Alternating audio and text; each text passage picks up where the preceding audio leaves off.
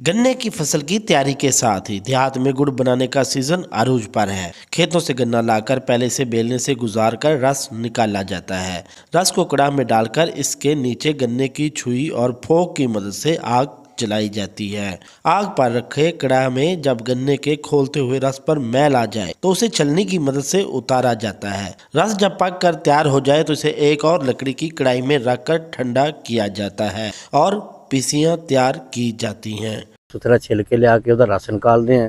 ਰਸ ਨਿਕਾਲ ਕੇ ਉਹਨੂੰ ਕੜਾਈ 'ਚ ਪਕਾਉਣੇ ਆ। बड़ा बेहतरीन तरीके नाल ये देसी माहौल नाल गुड़ तैयार करीदा। गुड़ खरीदार तक पहुंचे तो किसान समझता है इसे अपनी तवील मेहनत का सिला मिल गया है। सर्दियां आ गई हैं, हम यहाँ पे गुड़ खरीदने के लिए आए हैं। यहाँ पे गुड़ बहुत ही नफासत के साथ देसी तरीके से निकाला जा रहा है। सर्दियों में गुड़ की चाय बहुत अच्छी लगती है, बहुत मजा कराती है। हम चावलों में भी गुड़ का इस्तेमाल करते हैं। तिब्बी माहिरीन भी चीनी की जगह गुड़ को